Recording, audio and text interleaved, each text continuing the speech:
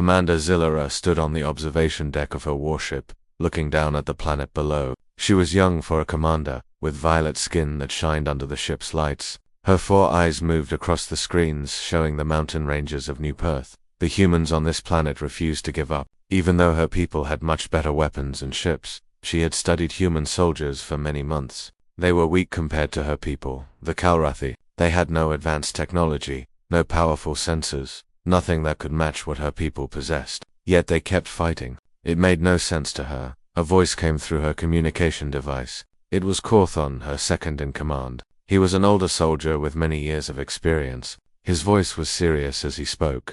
"Commander, we have a problem. Our ground teams keep dying. 17 soldiers are gone in the past few days, all killed by one human." Zilara's mouthparts clicked together, a sign of amusement among her people. "One human? That cannot be true. Our soldiers wear special suits that make them invisible. They have sensors that can see heat from thousands of meters away. No human could find them." "The reports are confirmed, Commander. The human's name is Sergeant Jake Morrison." She waved her 3-fingered hand in dismissal. "Send another team. I want to watch when they kill this Morrison. I want to see these so-called human skills for myself." Far below on the planet, hidden in a crack between rocks formed long ago by ice, Sergeant Jake Morrison lay perfectly still. He was 42 years old, a man from Montana who had spent his whole life learning to shoot. Before the war, he won shooting contests all across North America. Now he used those same skills to protect his home. His rifle rested on a pile of stones he had arranged carefully. He breathed slowly, just like his father taught him many years ago when they hunted together in the mountains. Through his scope, he could see the air shimmer slightly. That shimmer was the alien patrol trying to hide with their camouflage technology. Their camouflage was good, very good, but it could not hide everything. Jake had learned how they moved, how they thought. The Kalrathi followed perfect patterns calculated by their computers. They always took the best route, the most efficient path. That made them predictable. Humans were different. Humans made mistakes, took chances, did things that made no logical sense. And sometimes that was exactly what made them dangerous. Next to Jake lay Corporal Lisa Grant. She was 28, from Oregon, and served as his spotter. She whispered the numbers he needed. Wind is 3.2 from the east. Temperature dropping. Range is 4,200 meters. Jake nodded slightly. He adjusted his aim for the planet's gravity, which was a bit lighter than Earth. He thought about the air density, the wind, how the target would move. The math flowed through his mind like water in a stream. He had done this so many times that it felt natural now. On the warship, Zillara leaned closer to her screens. Her tactical display showed where her patrol was walking. She pointed to a ridge in the distance. The human would shoot from there if he was smart. "That is the best position. Our scans show nothing there. No heat, no signals. The area is empty." Cawthon worked his controls, bringing up better images. "Should we warn the patrol, Commander?" "No," Zillara said firmly. "Let them continue. I want to prove to our leaders that humans are not as dangerous as they claim. Our technology makes us safe."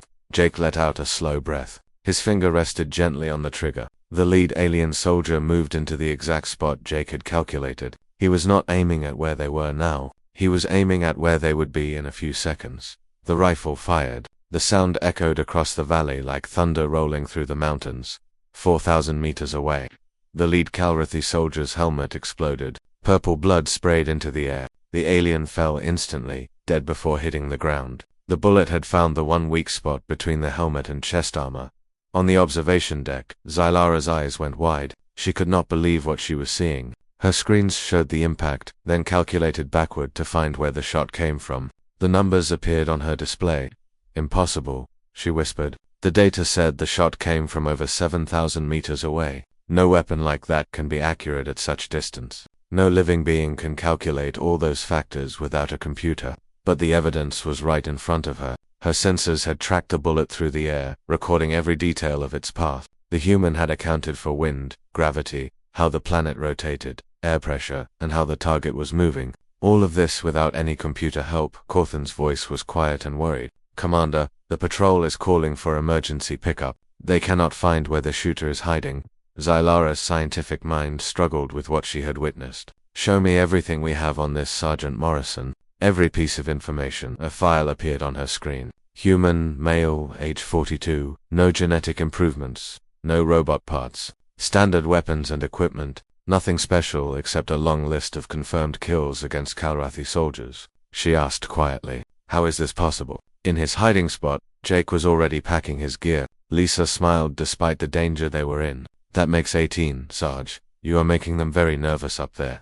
Jake allowed himself a small smile. "Good. When enemies get nervous, they make mistakes. Let's move before they start bombing this whole valley." They slipped away through narrow passages that the alien sensors could not scan well. As they moved, Jake thought about the alien commander he knew would be watching. Let them wonder, he thought. Let them try to understand human instinct with their computers. Some things could not be programmed or improved with technology. Some things just required being human. Behind them the valley was silent except for the wind. But up in space, Commander Zelara stared at her screens, her mind racing. Everything she knew about warfare said what she had witnessed was impossible. Yet it had happened right before her eyes. For the first time in her military career, Zelara felt doubt, and that doubt would change everything.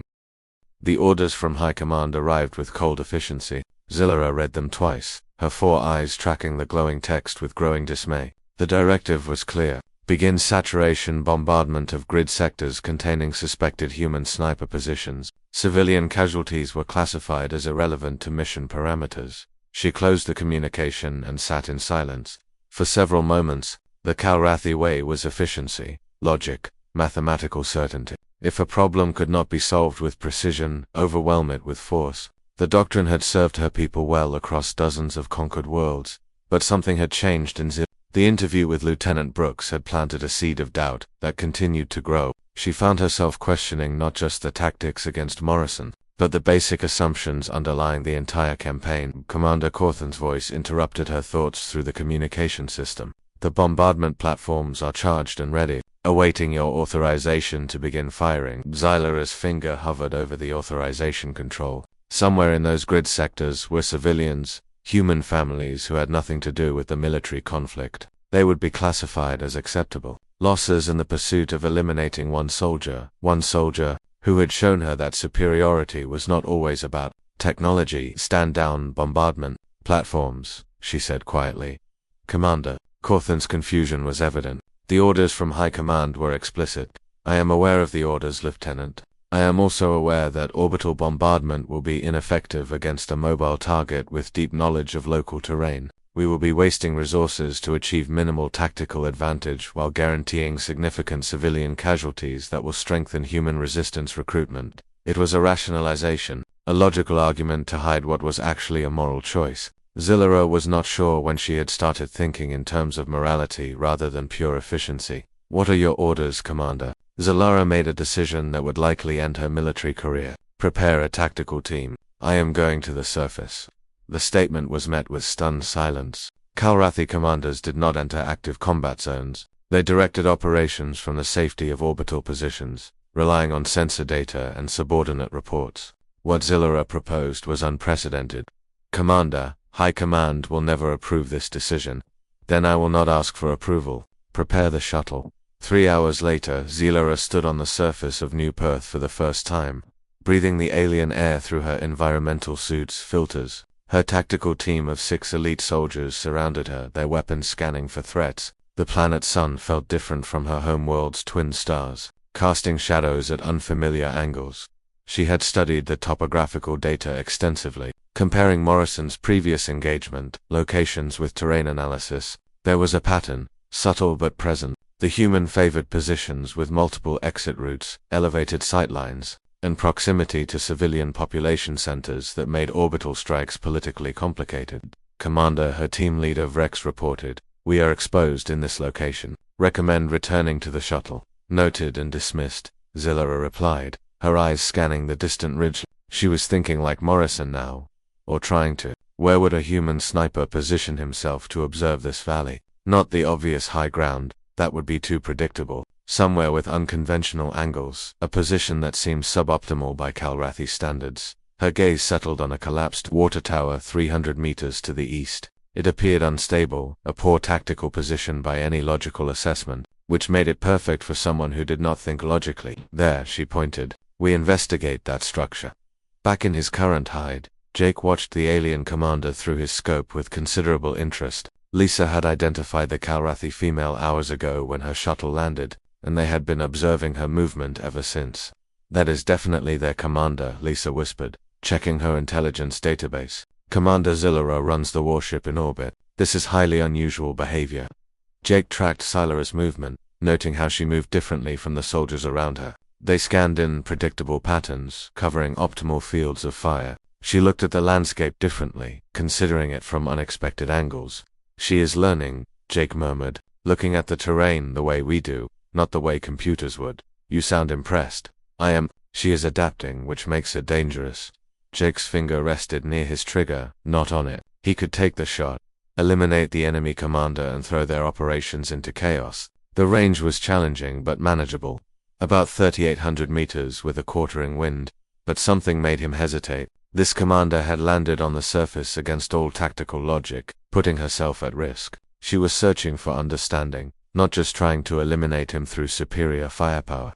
Why have you not taken the shot? Lisa asked quietly. Not sure yet, Jake admitted. Something does not feel right about it. Xylera's team approached the collapsed water tower cautiously. Her instinct had been correct. There were signs of recent human presence. Shell casings had been collected, but scuff marks on the metal indicated someone had been here.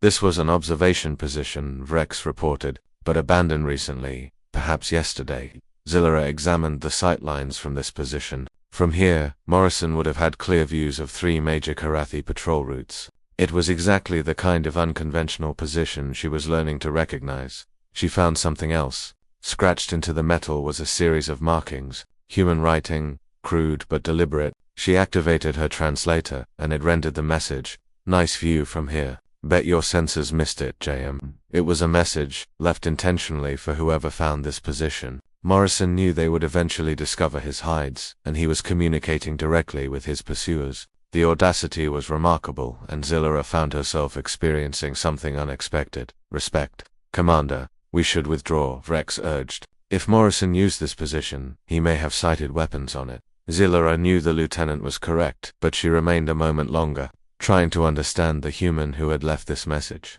He was confident, skilled, and playing a psychological game alongside the physical one, through his scope. Jake watched the alien commander linger at his old position. He saw her examine his message, saw something in her posture change. She was thinking, considering, adapting. "You are not taking the shot," Lisa said. Not a question this time. "No," Jake confirmed. "Not today." "Why?" Jake lowered his rifle, considering the question. "Because she came down here herself, exposed herself to learn. That takes courage. And because killing her will not end this fight, it will just make them glass this valley from orbit. But maybe, just maybe, letting her learn will change something." It was a gamble, one that went against every tactical principle. But Jake had spent enough time fighting to understand that wars were won not just through killing enemies, but through changing minds. Zillera returned to her shuttle, her mind racing with new understanding. She had been on the surface less than 3 hours, but those hours had taught her more than weeks of orbital observation. The planet felt different when you stood on it, vulnerable to weather and terrain and the chaotic variables that no computer could fully model. But as the shuttle lifted off, she looked down at the valley where she knew Morrison was hidden somewhere. He could have killed her, she realized. The shot would have been difficult but possible for someone with his skills. He had chosen not to, and that choice spoke volumes. To soldiers, from different worlds and different species, had just acknowledged each other across a battlefield, not as objects to be eliminated, but as thinking beings engaged in a deadly game of skill and strategy. The war was changing, at least for Zillera. Whether the change would spread remained to be seen. Zillera spent the next day studying every bit of information about Sergeant Jake Morrison. Her room on the warship had become a research center. Holographic displays floated in the air, showing bullet paths, wind patterns, and maps of New Perth. She barely slept. Understanding this impossible human had become more important than anything else. "Computer, show me engagements 7 through 18 again," she ordered. The holograms changed, displaying each of Morrison's confirmed kills from different angles. Her analytical mind picked apart every detail, searching for the answer that would make sense of what she had seen. Lieutenant Vera entered her room without knocking. The younger Kalrathi female carried a data tablet. Her face showed concern. "Commander, High Command has sent new orders. They want us to increase ground operations in Sector 7. They believe the human resistance is almost defeated." Zillera did not look away from her displays. "They are wrong. This Morrison alone has stopped 3 major operations. His presence forces our units to change their patterns, waste resources on trying to detect him, and work less efficiently. He is only 1 soldier. Commander, 1 soldier who breaks all our rules about what biology can do. Zillara pointed at a hologram showing Jake's last shot. This happened at dawn. The temperature difference between ground and air created complex wind currents. The target moved at different speeds through rough terrain. The bullet flew for almost 7 seconds before hitting. He calculated all of this without computer help. Vera studied the data with growing interest. Maybe he has hidden technology, implants our sensors cannot find. I thought of that. I requested medical scans from captured human soldiers. Their bodies are completely organic, no technology except basic medical care. Yet this Morrison does calculations that should require our best targeting computers. Down on New Perth, Jake and Lisa had moved to a new hiding spot 15 kilometers from their last position. The old mining complex gave them good cover and many ways to escape if needed. Jake cleaned his rifle with careful movements while Lisa watched their long-range sensors. The equipment was stolen from the Kalrathi, giving them a small fraction of the enemy's technology. Got movement on the eastern side, Lisa reported. Another patrol, but they are moving differently. More careful, checking angles they ignored before. Jake nodded, running a cloth along his rifle barrel. They are learning. Good for them, bad for us. How many? 8, maybe 10. Hard to get an exact count with their camouflage. We will wait. Let them pass. They are searching for patterns, trying to predict where we will strike next. Jake put his weapon back together with practiced speed. My father used to say the difference between a good hunter and a great one is patience. Animals follow patterns. Great hunters know when to break their own. Lisa smiled. Did your father hunt aliens back in Montana? Ilk, mostly, but the idea is the same. Jake moved to the observation point, looking at the valley below. We have 3 days of supplies, good positions to shoot from, and they do not know we are here. We can afford to wait. On the warship, Zilara's patience was running out. She had sent her findings to High Command through quantum communication, expecting scientific curiosity or at least tactical interest. Instead, she got dismissed. Admiral Krennis' face filled her screen, his scarred features twisted with disapproval. Commander Zillara, your obsession with a single human soldier is close to abandoning your duty. We have a planet to conquer. Admiral, this human represents a basic gap in our understanding. If 1 soldier can achieve such results, we must reconsider how we think about human capabilities. You will reconsider nothing, Krenith snapped. You will follow orders. Increase orbital bombing of suspected resistance locations. Remove the human presence through superior firepower. But Admiral, the scientific meaning of this is not important. You are a military commander, not a scientist. Eliminate the human threat, or I will find someone who can. The connection ended, leaving Zillara alone with her questions. She looked at the displays around her, at the trajectory lines and probability calculations that made no sense. The Kalrathi way was clear, logical, superior. Their technology had conquered 47 worlds. Yet here, 1 human with a basic projectile weapon had done what should be impossible. A dangerous thought entered her mind. What if being superior was not just about technology? She pushed the thought away. Such thinking was close to treason against Kalrathi beliefs. They were superior because their science was superior. That was the foundation of their civilization's expansion across the stars. But the data still made no sense. Zillara made a decision that would change her career forever. She accessed the files of captured human soldiers held in the detention facility on the warship. Interviewing prisoners was technically allowed, though High Command did not like lengthy conversations with enemy combatants. Among the files she found someone useful, Lieutenant Kevin Brooks, captured 3 weeks earlier during a failed attack on a Kalrathi supply depot. The human had military intelligence training and, according to the interrogation reports, had served alongside Morrison during an earlier campaign. Prepare prisoner Brooks for transfer to observation room for Zillara, ordered through her communication link. I wish to conduct a personal interview. Corthan's voice came back, surprised. Commander, standard interrogation protocols have already been completed. The subject provided minimal tactical intelligence. This is not a standard interrogation. Lieutenant, I seek information of a different nature. An hour later, Zillara sat across a clear barrier from Lieutenant Kevin Brooks. The human looked tired from captivity but kept a defiant posture. He was young, perhaps 30 years old, with short dark hair and the lean build common among human soldiers. Lieutenant Brooks, Zillara began, her translator changing her speech into English. I wish to discuss Sergeant Jake Morrison. Kevin's expression changed to cautious interest. Jake, what about him? I wish to understand how he does what my analysis says should be impossible. The shot I observed required calculations beyond organic capability. A slow smile crossed Kevin's face. You are trying to figure out how Jake does what he does. That is correct. Kevin leaned back in his chair. His restraints made a soft clinking sound. You have got computers that can calculate anything instantly, right? Trajectories, wind, all that. Our targeting systems are the most advanced in the known galaxy. And you still cannot figure out how a guy from Montana keeps killing your soldiers from distances your computers say should not work. Xylaraz's mouthparts clicked in frustration. Your mockery serves no purpose. I seek real understanding. Kevin's smile faded, replaced by something more serious. I am not mocking you, Commander. I am trying to help you understand something important. Jake does not calculate the shot the way your computers do. He feels it.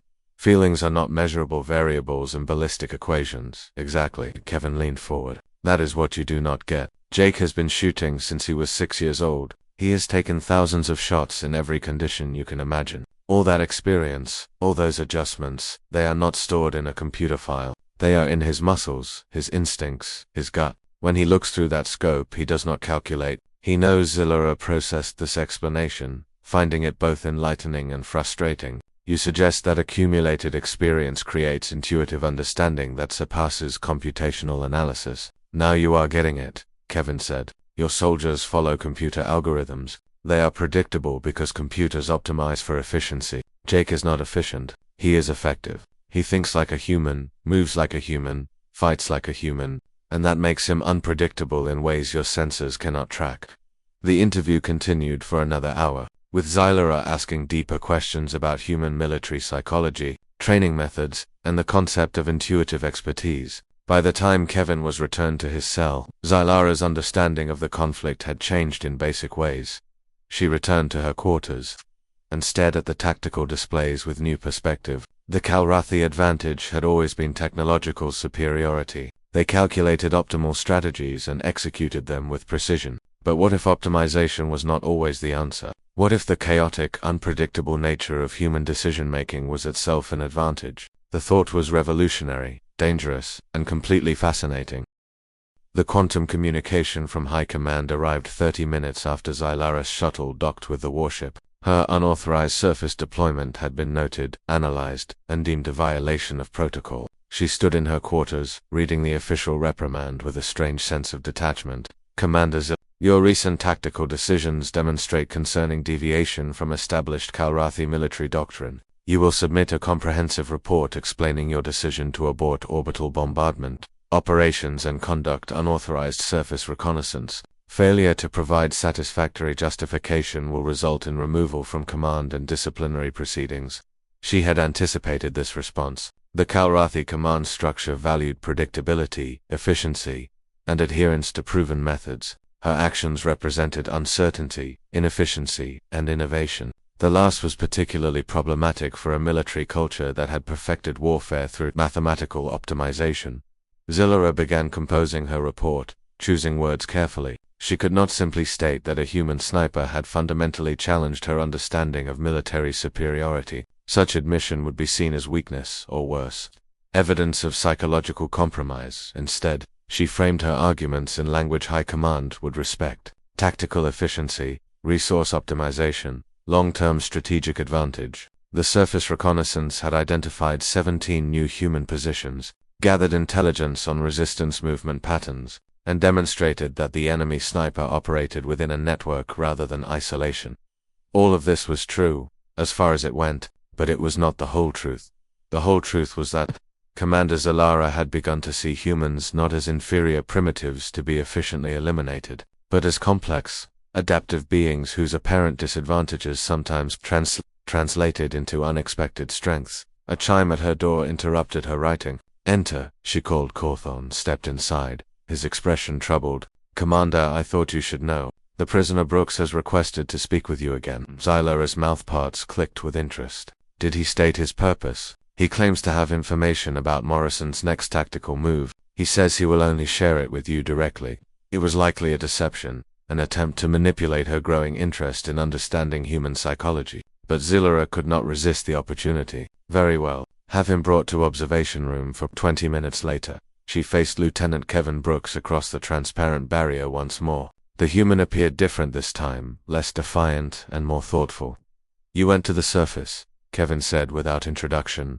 How did you know that? The guards talk. They think we do not understand Kalrathi, but some of us have been listening for a while now. You went looking for Jake. Zillara saw no purpose in denying it. I sought to understand his tactical methods. Kevin nodded slowly. And you did not kill him when you had the chance.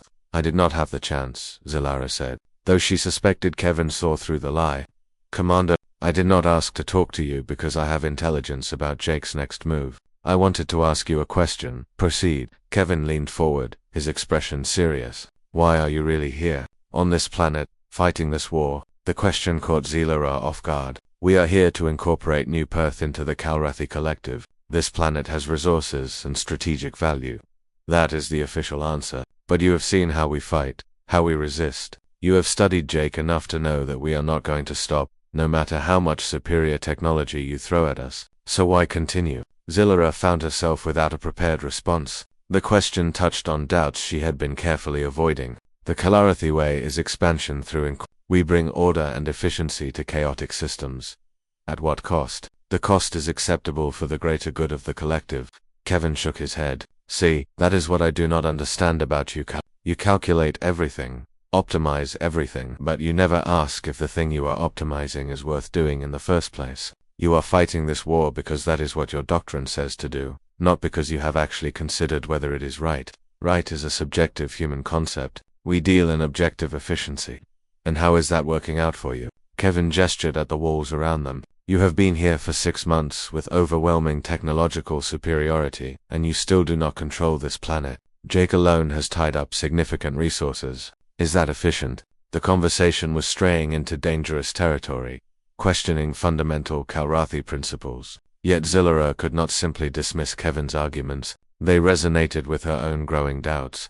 What would you have me do, Lieutenant? Abandon the campaign? My superiors would never agree. I am not asking you to abandon anything. I am asking you to think, really think, with that brilliant analytical mind of yours. You have spent all this time studying how Jake makes impossible shots. Maybe you should study why we are fighting in the first place. The meeting ended shortly after, leaving Zillara with more questions than answers. She returned to her quarters and found herself doing exactly what Kevin suggested, analyzing the human resistance from a fresh perspective. The data showed a pattern she had previously dismissed as inefficient. Humans fought hardest when they believed in the cause, not when they were following optimal tactical doctrine. Their soldiers operated with lower efficiency ratings than Kalrathi troops, yet achieved comparable or better results through determination, creativity, and willingness to accept higher risk. It was the opposite of everything Kalrathi military science taught. On New Perth, Jake and Lisa had relocated again, this time to a network of caves in the Highland region.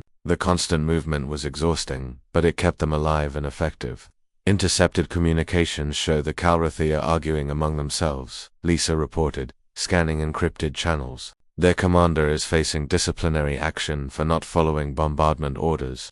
Jake cleaned his rifle. Considering this information, she came to the surface herself, put her career on the line instead of just glassing our position from orbit. You're thinking what I am thinking. That maybe we have got an enemy commander who is actually thinking instead of just following a program. Jake nodded. Yeah.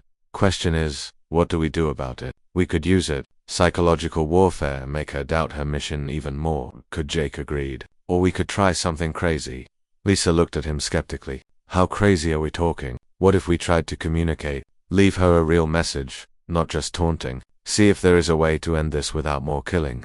Sarge, that is really crazy. She is still the enemy, is she? Jake set down his cleaning cloth. Or is she just a soldier following orders, same as us? You saw how she moved down there. She was not hunting me like prey. She was trying to understand. Understanding does not stop wars, Jake. No, but it is a start. And I am tired of killing people, even alien people. If there is a chance, even a small one, to change the equation. He trailed off, looking at the rifle that had taken so many lives.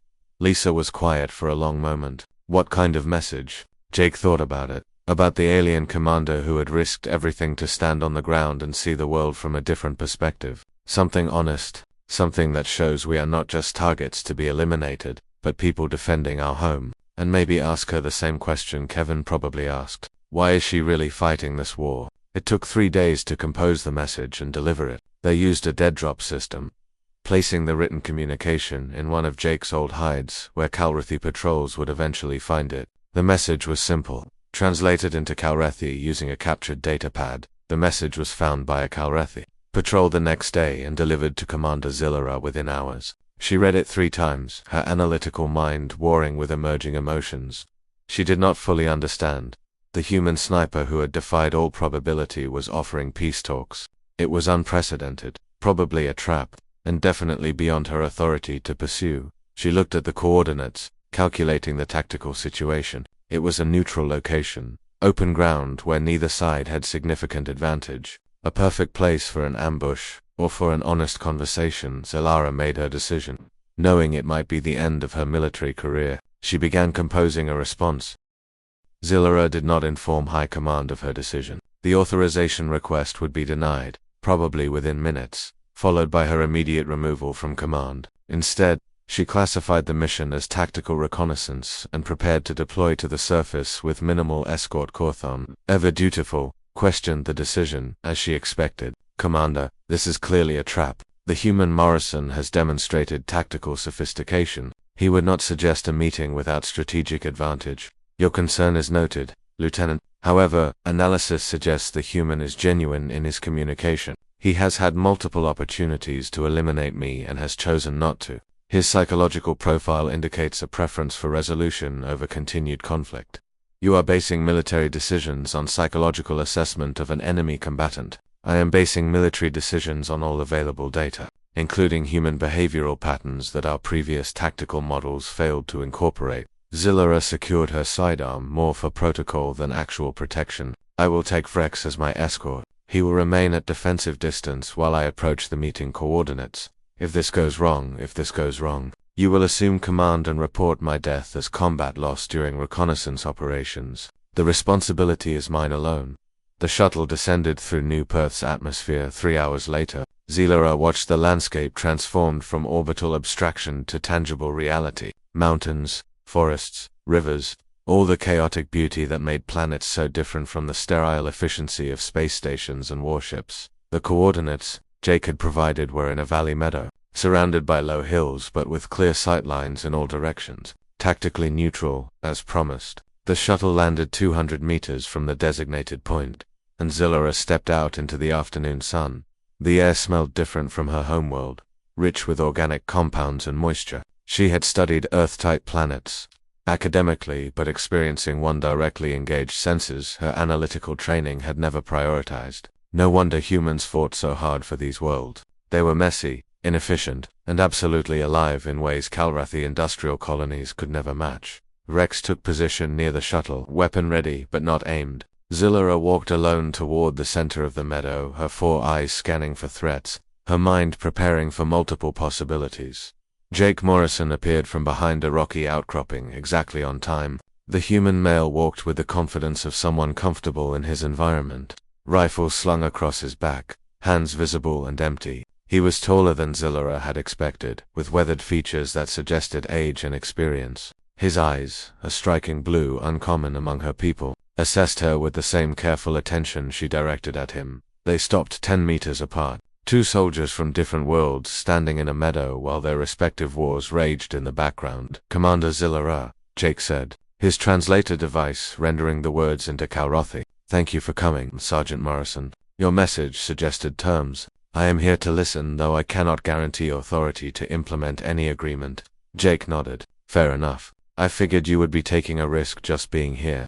He gestured to a flat rock nearby. Mind if we sit? I am 42 and my knees are not what they used to be. The casual informality caught Zillera off guard, but she complied. They sat on opposite sides of the rock, close enough to speak comfortably, far enough to maintain tactical separation. You are wondering if this is a trap, Jake said. Not a question. The possibility was considered and deemed acceptable risk. It is not a trap. I really am just tired of killing. Jake looked across the valley, toward mountains in the distance. I have been a soldier for 20 years. Before that, I was a hunter, a competitor, a teacher. I am good at what I do, as you have seen. But being good at killing does not mean I enjoy it.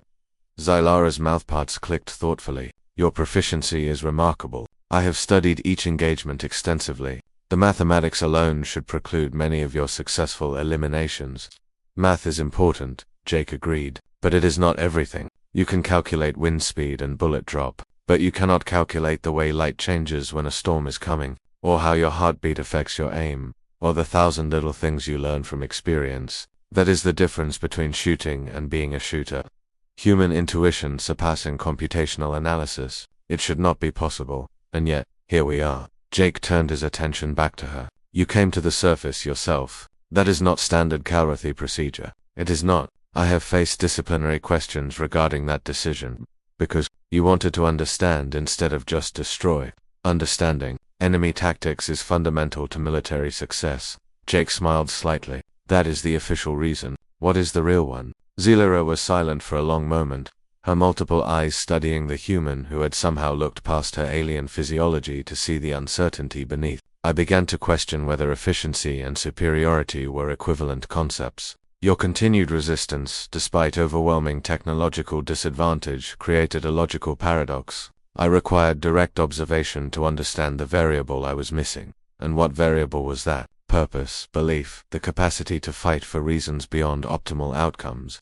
Jake nodded slowly. Yeah, that is it, exactly. See, Commander, you Calrathy, you have optimized warfare down to a science, but you have forgotten what war is actually about. It is not about efficiency or technology. It is about people fighting for things they believe matter. Our homes, our families, our freedom to choose our own path. Choice is inefficient. It introduces chaos and suboptimal Maybe, Jake conceded. But it is also what makes us human. And it is why you are never going to conquer New Perth, no matter how long you stay in orbit. Because we are not fighting for optimal outcomes. We are fighting for the right to make our own mistakes. Xylara processed this, her analytical mind recognizing truth in the human's words. If I accept your assessment, the logical conclusion is that this campaign is unwinnable within acceptable resource expenditure. That is the conclusion I have reached. Yet my superiors in high command will not reach the same conclusion. They will escalate force until resistance is eliminated or the planet is rendered uninhabitable. Jake's expression turned grim. I know. That is why I asked you here. Not to convince you to stop fighting, that is above your pay grade, but to ask you to carry a message to someone who can make that decision.